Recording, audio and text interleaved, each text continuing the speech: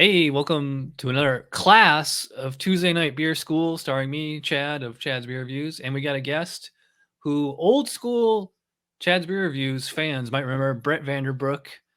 What's going on, man? How you doing, Chad? Good to see you. It's been a while. I remember you and 𝗏𝗏𝗏 were guests on this show like way back in like 2009, 10, something like that.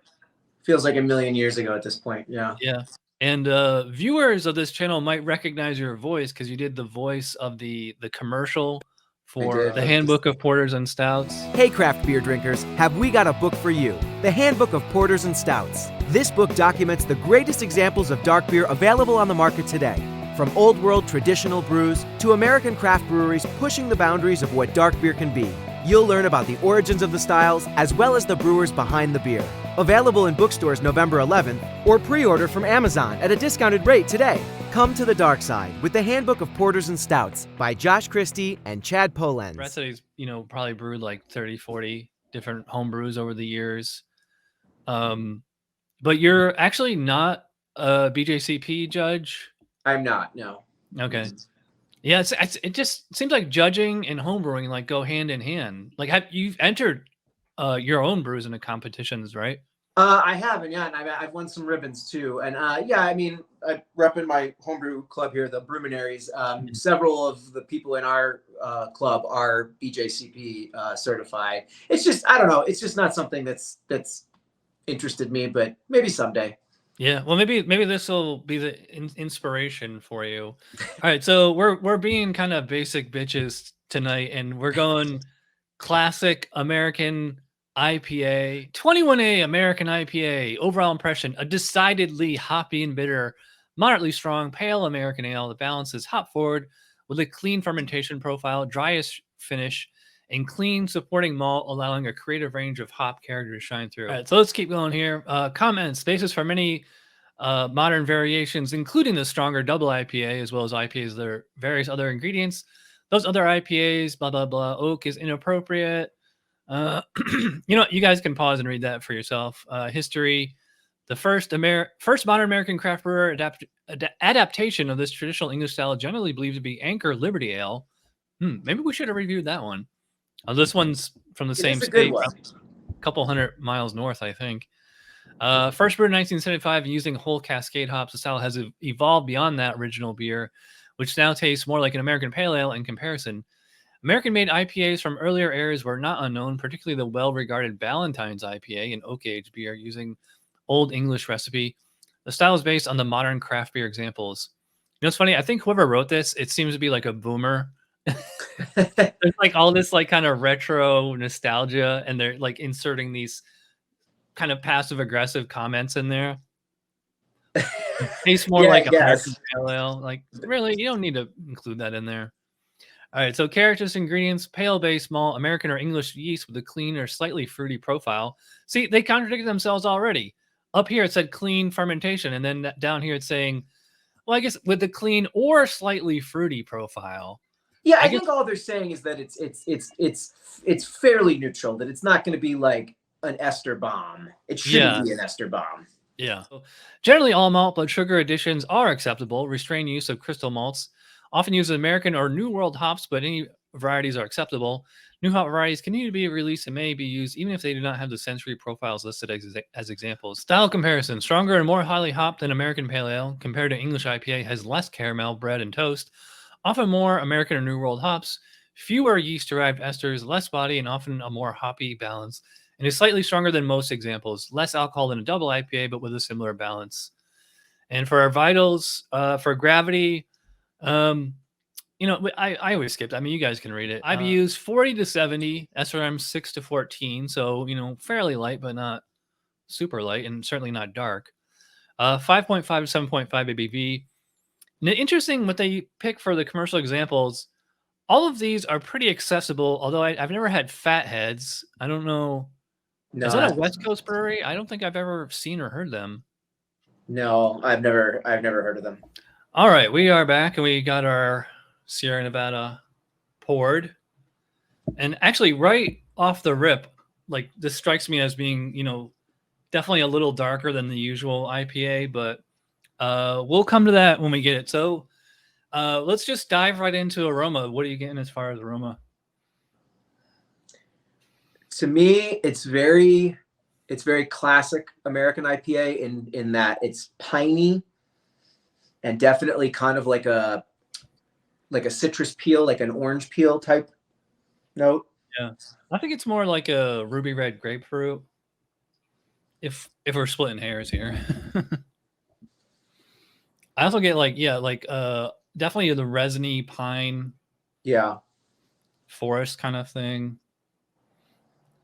There's definitely also maybe kind of like a little like burnt sugar going on in the background. Mm-hmm. This is why I want to do this show with another person, because when you judge a beer, at least with one other person, you know, everybody gets different things, and then it's also kind of, you kind of want to incept aromas and flavors though too. Is like you say something and then like I didn't get it and now I get it. Yeah, that's actually what like I always hate when I'm doing a tasting, you know, particularly like wine tastings, when they tell you exactly what you're supposed to get. I'm like, please don't do that, because once you say it, then that's what I'm going to be looking for. Like, let me formulate my own opinion on what I'm going to get from this. As far as the actual base malt, I think it's like slightly caramel. I mean, otherwise, it's probably just straight up like 𝗔𝗺𝗏𝗿𝗹𝗹. That's, you know, well, I mean, judging from the color, I mean, it's pretty well toasted. Yeah, I wouldn't describe it as a toasty aroma. I mean, it's just little like kind of caramelly, well, like real faint caramelly. I don't want to like say that it's, you know, yeah. I think like an amber ale would be like real caramelly, you know.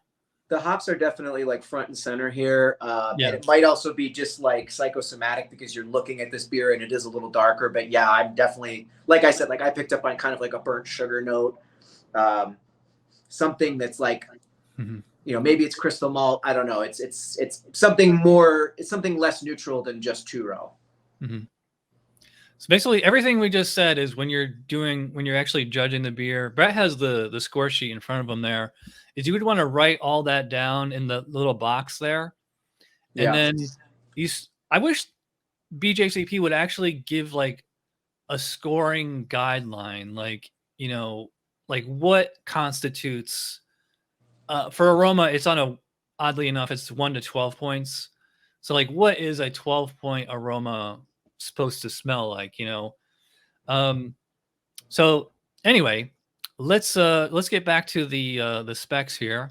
All right, so for aroma, here's what it's supposed to smell like: a prominent to intense hop aroma, often featuring American and New World hops characteristics such as citrus, floral, pine, resin, spice, tropical fruit, stone fruit, berry, or melon.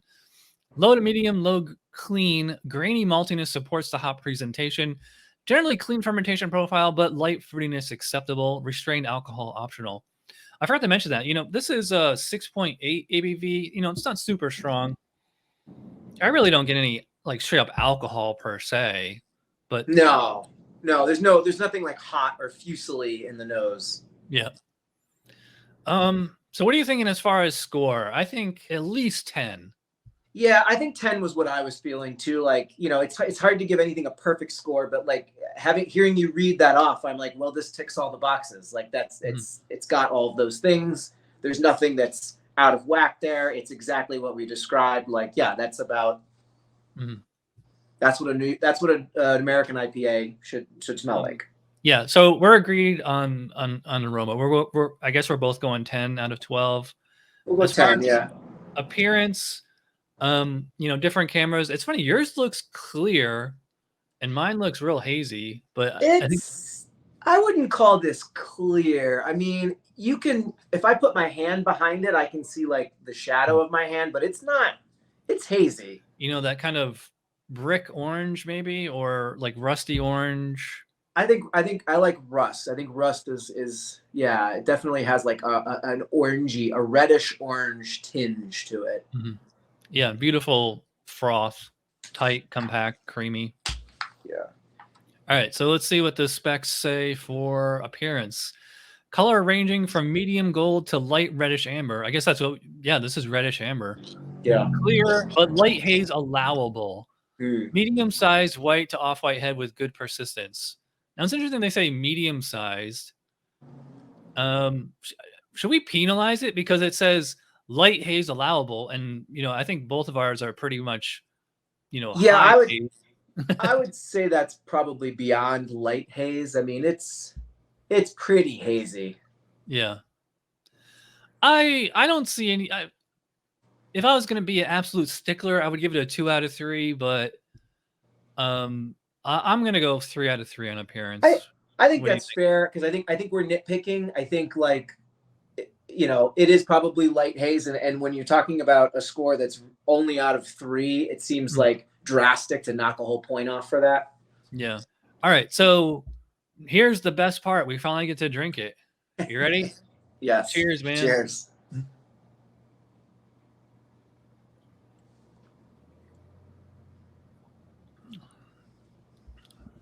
I haven't had this beer in a long time.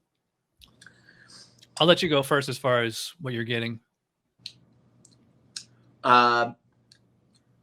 Definitely, it's definitely quite bitter.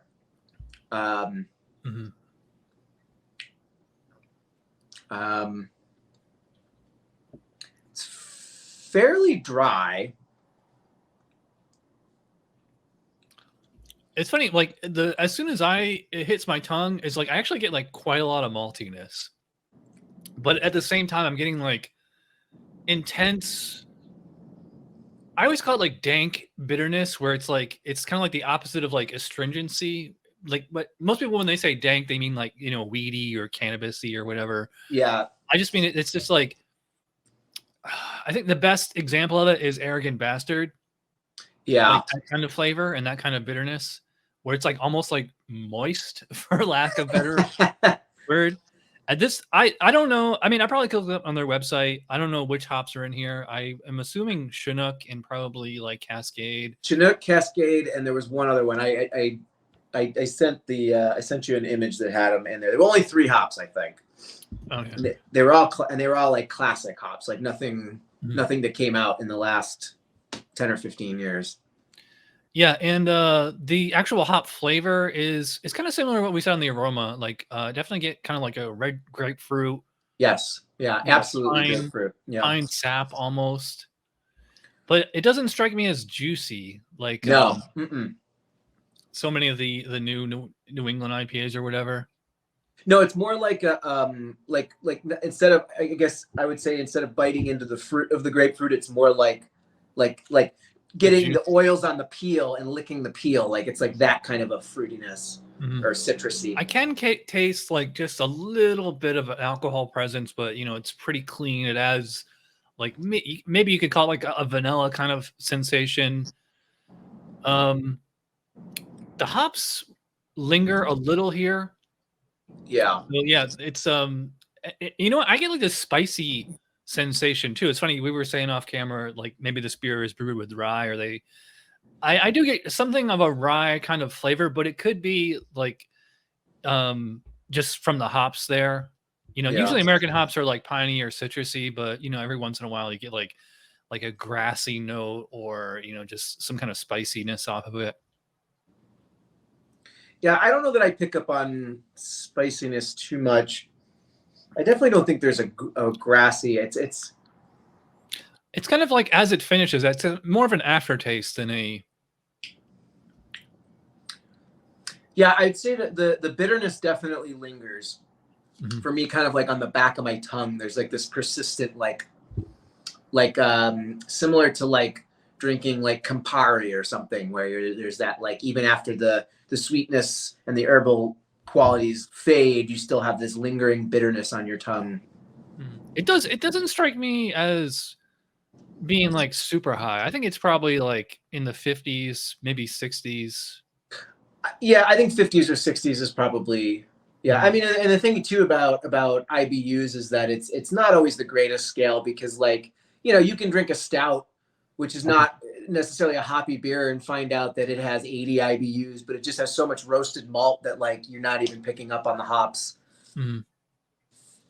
All right, so let's kind of recap here. So I'm definitely getting like plenty of maltiness, like a big pretty big malt base, but I'm also getting like plenty of hops too, and they strike me as more like in the dank, piney, almost like a grapefruit juice concentrate kind of flavor. I would say strong bitterness.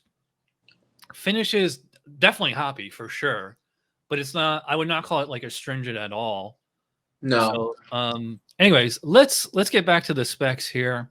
All right. So for flavor, medium to very high hop flavor. Same descriptors as aroma. Low to medium low, clean and grainy maltiness, possibly with light caramel and toast flavors. Medium high to very high bitterness. Dry to medium dry finish. Hoppy bitter aftertaste with supportive malt. Low esters optional. Background clean alcohol flavor optional. I mean, it's right there for like all those descriptors. Yeah. Yeah, I would say, I don't know if I'd go say, I don't know if I'd say very high hop flavor, but you know, It's medium at least high. it's at least medium. I mean, I would say medium high. Yeah, exactly. Low to medium low, clean and grainy maltiness. Yeah, I mean, it's like, it says possibly with light caramel. Yeah, maybe a little, I would say. I would not say toast. No. Medium Maybe caramel, no toast though. Yeah. Medium high to very high bitterness. Yeah. Same thing. Medium high hop flavor, medium high hop bitterness. Dry to medium dry finish. Yeah. It's pretty. Finish is very dry. Yeah. And by dry, we mean like a lack of sweetness or like an even finish where, you know, it's like not like all hops or all malt. Like, you know. All right. So flavor is on a score of 1 to 20. Yeah. Yeah, I mean, again, I'm always like, there's a part of me that like feels weird giving a perfect score, but at the same time, like I really do feel like this ticked off all the boxes. I would go as high as 18 at least. Yeah, I was gonna say 17. Let's move on to the last metric, which is mouthfeel. We didn't really talk about that. Yeah. It's pretty simple. I'd probably call it like medium body, medium high CO2. Has like a kind of a soft, borderline creamy texture. Very smooth. Creamy is what came to my mind too, which is actually kind of surprising considering how much head this beer had on it. I thought maybe it was going to be a little more prickly, a little more carbonated, but it's the carbonation is real kind of middle of the road, and yeah, like it does have almost like coats your tongue. Yeah. Well, I don't think we picked up on camera, but you were doing the Randy Mosher pour straight down the middle. And like when you do that, you tend to knock out a lot of CO2 and you get like a creamier texture that way. Yeah. I like to pour stouts that way, you know, bubbly beers, especially lagers, but you know, IPAs kind of somewhere in the middle. But yeah, so I would say medium body, medium high CO2. What do you think? I agree with that. Yeah, I mean, maybe because of the way I poured it, I might even say less than medium high CO2. I might even say medium, but that might just be the way that I poured it. Yeah, it's at least medium. I would not go lower than medium. That's fair. As far as CO2. So, all right, let me bring up the specs here. Mouthfeel, medium light to medium body with a smooth texture. Exactly what we said. Medium to medium high carbonation. No harshness, very light, smooth, warmth, optional. Yeah, it hits all the notes exactly there. Yeah, and they also give you, you know, nice thing about the guidelines is they give you a range. It doesn't have to be exactly one. Right. Yeah. All right. So for a score for a mouthfeel, it's on a 1 to 5 scale. I could give this a perfect 5. I think maybe 4. Yeah. I think 5 is. I think that's fair. And then, so overall, on a score of 1 to 10, I think this is at least a 9. I was thinking 9. Yeah, I think it's like it's for me. It's like it's almost as good as an IPA gets. So what did we get for our final score? I think it's probably about 45 or so. It's a 44 right now, I think, if my math is correct. Yeah, we got to bump that up at least a point because 45 is the line between world class and excellent. All right, so do we want to bump? So aroma was that was the only one that we were a little bit like on the fence about. We gave it a 10 out of 12. Do we want to give it a 12 out of 12? Yeah, I could bump up to 11, and I could bump up flavor to 18. Okay. I think that's a 46. So yeah, 14, 32, 37. Yeah, 46. All right. Thanks for doing the show. You want me to put links to your Instagram or whatever? Sure. If you want, I'll give you. I have a homebrew specific Instagram that I'll give you. Okay. It's All just, right. So thanks for watching. And happy holidays, everybody. And I'll see you next Tuesday. All right. Bye. Bye-bye.